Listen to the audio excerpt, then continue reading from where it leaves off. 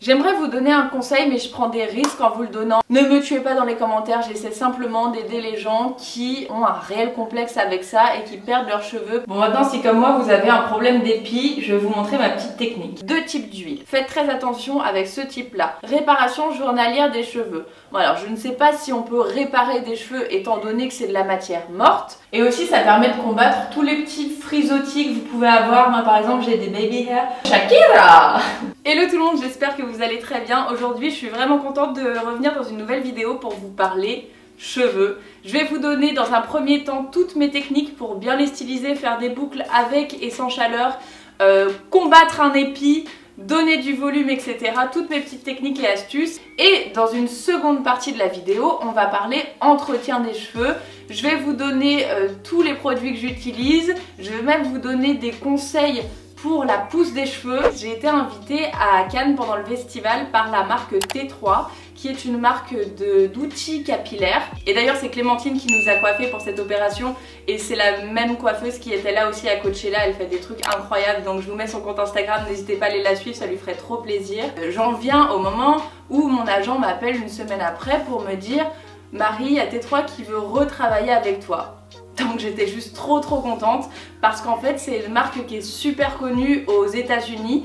Elle vient de Californie et tous les hairstylistes utilisent cette marque là. Ils s'introduisent aujourd'hui sur le marché français et ils cherchent des ambassadrices, donc n'hésitez pas à appuyer ma candidature en commentaire, ça me ferait trop plaisir parce que vraiment j'adore cette marque. J'en ai testé plein des marques d'outils capillaires et c'est la première fois que je vois une marque qui allie design super sophistiqué, vraiment luxe trop beau et très grande performance et le côté pratique aussi des produits. Dans un premier temps, on va aller dans ma salle de bain et je vais vous faire un flashback de ce matin.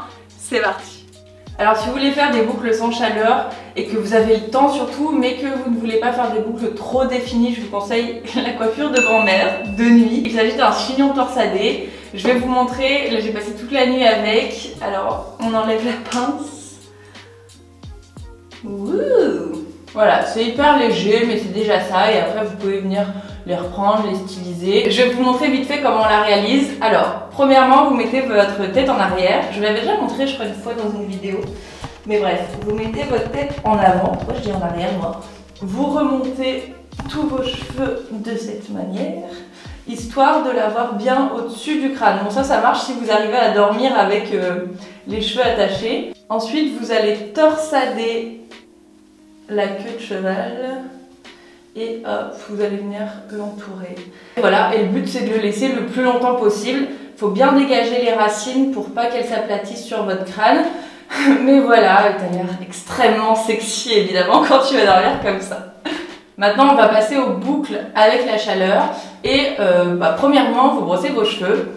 Déjà petite astuce, ne brossez jamais de la racine vers la pointe. Commencez toujours vers la pointe.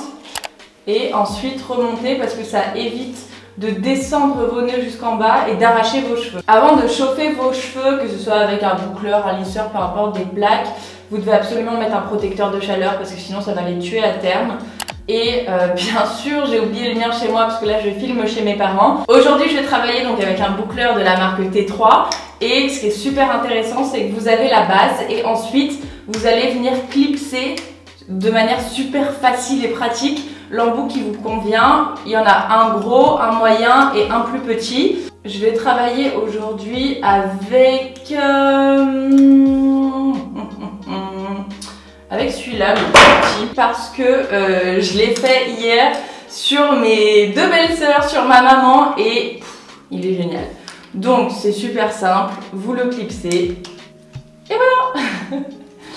Et ensuite je le branche. Donc voilà, en 30 secondes il est chaud. Vous allez déjà séparer vos cheveux en deux comme ça. Je prends mon fer tête en bas et ensuite je viens tout simplement entourer. Et ce qui est intéressant avec T3 c'est qu'il y a vraiment une technologie de la chaleur.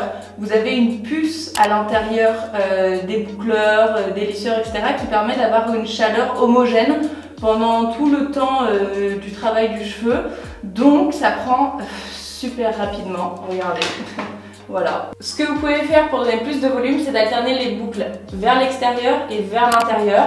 Ça donne aussi un côté plus naturel. J'ai oublié de mettre un gant. C'est sûr que je vais me cramer alors. Donc cette boucle-là, je vais la faire vers l'intérieur. C'est-à-dire qu'au lieu de mettre mon fer derrière la boucle, je vais le mettre devant la boucle. La mèche. Et ensuite, j'entoure. J'étais en train de me dire, j'ai envie de vous montrer ce que ça donne le genre de boucle avec les autres embouts. Parce que là, vous voyez, c'est une boucle du coup qui est super définie, assez sophistiquée. Mais j'ai envie de vous montrer par exemple le plus gros embout parce que ça fait des boucles qui sont déjà beaucoup plus larges mais vachement plus naturelles. Allez, c'est parti, je vous montre. Donc c'est hyper simple, vous allez venir déclipser cet embout là. Et vous allez juste venir, hop, clipser le nouvel embout. Et ensuite, vous allez venir sécuriser, vous voyez, il y a des petits cadenas. Du coup, je vais vous montrer ce que ça donne avec le gros embout, quel type de boucle ça fait. Mais je voulais vous donner aussi une autre astuce. En fait, le fait de mettre le fer, la tête en bas, ça va vous faire des boucles beaucoup plus lâches. Si vous le mettez à l'horizontale, les boucles seront beaucoup plus apprêtées, beaucoup plus définies. Et voilà ce que ça fait le gros embout, ça fait des boucles qui sont beaucoup plus naturelles. Et voilà, vraiment j'adore l'effet. J'ai l'impression que j'aime bien en fait mixer plusieurs embouts. Et peut-être que comme moi vous avez des petites mèches devant, vous savez pas trop comment les styliser. Je prends le fer et je ne l'enroule pas parce que sinon ça fait pas joli. Mais je fais, vous voyez, comme des petits allers-retours en tenant le bout de la mèche, juste pour essayer de lui donner une forme vers l'extérieur, sans pour autant que ce soit une boucle. Et hop, vous voyez, stylé non? Je change de côté de gant. Dites-moi si vous aussi, vous vous bouclez les cheveux à la fois avec la main droite et à la fois avec la main gauche. Je me sens un peu ambidex. Bon, maintenant si comme moi vous avez un problème d'épi, je vais vous montrer ma petite technique. Mon épi, il est juste derrière mon crâne. Je prends la mèche concernée par l'épi et je prends ce petit peigne ou cette brosse qui permet de crêper les cheveux. Donc je viens juste crêper derrière la tête parce que c'est là où il est. Donc en plus ça donne du volume. Hop. Nickel, plus d'épis. Et ensuite, je reprends la mèche et je vais quand même venir boucler. Encore une petite technique, mais j'aime bien tourner le fer dans ma main pendant que mes cheveux prennent. J'ai l'impression que c'est plus efficace. Pour avoir des boucles moins apprêtées, je vais pencher la tête en avant et venir malaxer un peu mon crâne, faire des petits massages.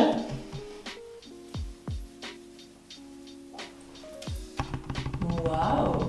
Et voilà, en littéralement 5 minutes, je suis passée de cheveux plats, fins, pas très ouf à mon goût, à un mode Shakira. Pour la petite touche finale, j'adore appliquer de l'huile. 2 petits pchits, je frotte mes mains et ensuite je passe dans les boucles. Ça va les lâcher aussi un petit peu, ça donne un côté plus naturel et surtout ça apporte beaucoup de lumière. Et aussi ça permet de combattre tous les petits frisottis que vous pouvez avoir. Moi par exemple j'ai des baby hair, donc le fait d'appliquer un petit peu d'huile, ça va venir les discipliner et voilà, vraiment ça finit la coiffure, j'aime beaucoup.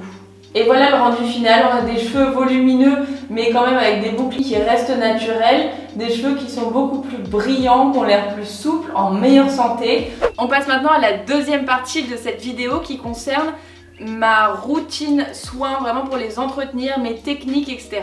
Donc, on va commencer par la technique de lavage, parce qu'il y en a. Concernant la fréquence de lavage, il est raisonnable de ne pas les laver plus de 3 fois par semaine, parce que sinon vous allez vraiment venir agresser, irriter votre cuir chevelu, et vous allez donc activer le sébum et vos cheveux vont regresser beaucoup plus rapidement. Cependant, il ne faut pas non plus... Tu veux t'en aller ? Bah vas-y. Cependant, il n'est pas bon non plus de laisser les cheveux avec toute la pollution, toute la fumée de cigarette, même si vous fumez pas, ça verdit les cheveux. Toutes ces choses qui vont en fait obstruer le bulbe du cheveu et qui vont faire qu'il va pousser beaucoup plus faible. Ça serait quand même dommage. Donc voilà, essayez de trouver une balance. Moi je les lave 2 fois, 3 fois par semaine maximum. Concernant la technique de lavage, concentrez le lavage sur les racines. Vous allez venir vraiment malaxer, masser votre crâne en douceur, vous lavez les cheveux surtout en racines. Et ensuite, lorsque vous allez rincer, le shampoing va tomber sur les longueurs et ça va les laver tout naturellement sans les abîmer, parce qu'en soi c'est pas vos longueurs qui sont vraiment sales, c'est le crâne, le cuir chevelu qui doit être lavé. Donc vraiment épargnez vos longueurs en essayant de pas trop les frictionner, parce qu'elles ont au final pas vraiment besoin de ça, surtout qu'après vous allez mettre le masque, le conditionneur, on y vient après. Concernant les produits que j'utilise, alors c'est un peu particulier, j'ai pas envie de me faire disputer dans les commentaires, mais le fait est que je n'ai pas des cheveux naturels, ce sont des cheveux qui sont décolorés. Et tous les coiffeurs à qui j'en ai parlé m'ont dit, si tu n'as pas les cheveux naturels, ça n'a pas trop de sens de te laver les cheveux avec des produits qui sont naturels, parce que ce sera pas spécialement bénéfique pour eux vu qu'ils sont déjà traités chimiquement. Vous voyez ce que je veux dire? Si vous avez les cheveux naturels, s'il vous plaît, préservez-les. Prenez des shampoings, bien sûr bio, naturels, sans sulfate, sans parabènes, etc. J'ai quand même un produit à vous conseiller que Clémentine m'a recommandé, c'est de la marque Sébastien. Si comme moi vous avez les cheveux qui sont poreux, qui sont abîmés à cause des balayages, c'est alors j'ai pas le shampoing là, j'ai que le conditioner, mais c'est la gamme Penetrate. Clémentine m'a dit que c'était la gamme parfaite pour les cheveux qui sont décolorés, pour les cheveux qui sont poreux, qui sont abîmés. Donc moi je lui fais 100% confiance. C'est pour ça que j'ai commencé à utiliser ça, et vraiment top top top. La deuxième étape après le shampoing, c'est le masque. Et ça c'est Negin qui l'a dit, vous allez bien appliquer votre masque en le répartissant sur toute la longueur et vous laissez poser le masque 5-10 minutes. Et la troisième étape, c'est le conditioner. C'est ce qui vient vraiment sceller les bénéfices du masque. C'est un peu comme le top coat lorsque vous mettez un vernis pour rendre vos ongles brillants et les protéger. Voilà, apparemment le conditioner c'est pas la deuxième, mais c'est bien la troisième étape. Et la dernière étape sous la douche, c'est la plus difficile, et ça c'est maman qui vous le conseille. Il faudrait rincer ses cheveux à l'eau fraîche, parce que ça permet de refermer les écailles du cheveu et donc de le fortifier tout en le rendant beaucoup plus brillant. Lorsque vous sortez de la douche, essorez vos cheveux, mais ne les tordez pas comme ça parce que ça peut les casser. Donc vraiment essorez-les, mais avec beaucoup de bienveillance. Et ensuite ne les frictionnez pas comme ça dans une serviette, parce qu'encore une fois ça va vous faire des fourches, ça va les casser, etc. Donc je vous conseille plutôt de les envelopper dans un t-shirt, parce que ça vous permettra également d'éviter tout ce qui est petits frisottis, et c'est beaucoup plus respectueux pour les cheveux, ça les abîme beaucoup moins. Et enfin la dernière étape avant que les cheveux sèchent totalement, c'est pour moi d'appliquer de l'huile qui permet non seulement de les protéger, parce que ça va lisser la fibre, ça va venir faire comme une barrière, et aussi de les rendre plus brillants. Alors là j'ai quelque chose à vous dire. Deux types d'huile. Faites très attention avec ce type là. Vous la connaissez toutes, c'est Honey Infused Oil par Negin Mirzaeli, sa marque Ghizou. Cette huile est très bien. J'adore la texture, j'adore l'effet qu'elle fait, mais comme vous pouvez le constater, elle est dorée. Donc ça c'est bien si vous avez les cheveux bruns. Si vous avez les cheveux blonds, si vous avez les cheveux décolorés, ça va vous les jaunir. Et je vous le dis en connaissance de cause, puisque ça m'a jauni les cheveux et qu'ensuite c'était très dur à rattraper, et j'ai encore un petit peu des reflets jaunes. Mais voilà, faites très attention si vous êtes blonde avec ça. Donc c'est pour ça que je vous conseille une huile transparente si vous êtes blonde ou si vous avez les cheveux décolorés. Tant qu'on est dans les huiles, je voulais vous mettre en garde sur une huile en particulier qui est l'huile de coco. Pourquoi ? Tout le monde l'aime parce qu'elle lisse la fibre. Vous avez des cheveux qui vous paraissent beaucoup plus brillants, nourris, etc. Mais c'est un leurre à mon avis. Le problème de l'huile de coco, c'est qu'elle va empêcher l'éclaircissement des cheveux. Donc si vous cherchez à faire des balayages et à éclaircir vos cheveux, évitez vraiment l'huile de coco, privilégiez d'autres huiles, mais pas celle-ci. J'aimerais vous parler d'une autre huile, mais cette fois qui a des très grands bénéfices, c'est l'huile de ricin. Je l'applique 1 à 2 heures uniquement en racine une fois par semaine, et ça c'est excellent pour stimuler la pousse du cheveu, c'est vraiment parfait. Vous la mettez en masque, vraiment pas sur les longueurs, ça ne sert à rien parce que c'est uniquement pour faire pousser vos cheveux plus vite, mais voilà, vous faites des raies sur votre crâne et vous allez venir appliquer l'huile de ricin sur vos raies, et ensuite vous allez venir malaxer, masser vos cheveux et enfin les laisser poser 1 heure à 2 heures avant de rincer. Ensuite, on arrive au 2e ou 3e jour après le shampoing. Je me réveille et mes cheveux, c'est un petit peu comme de la paille parce qu'ils sont secs, parce qu'ils ont besoin d'un petit coup de boost. Et à ce compte-là, j'utilise ce produit-là que j'adore. Je le mets tout le temps. Il y en a presque plus d'ailleurs. C'est le Damage Remedy, réparation journalière des cheveux. Bon alors, je ne sais pas si on peut réparer des cheveux étant donné que c'est de la matière morte. Mais tout du moins, ça donne l'effet d'un cheveu beaucoup plus hydraté et comme si vous veniez de vous laver les cheveux. En fait, ça marche un peu comme un conditionneur. Hop, vous frottez et ensuite vous venez le répartir dans vos cheveux. C'est ni plus ni moins qu'un conditionneur qu'on n'a pas à rincer et ça fonctionne très bien, donc je vous le conseille. En plus c'est une marque un peu green, il me semble, à Veda, donc c'est cool. Autre produit, bon comme vous le savez, deuxième, troisième jour après le shampoing, le cheveu commence un peu à regresser, il est un petit peu plus plat, donc shampoing sec. Je sais, vous allez me dire dans les commentaires, tu vas obstruer ton bulbe, etc. Ça va l'assécher et tout.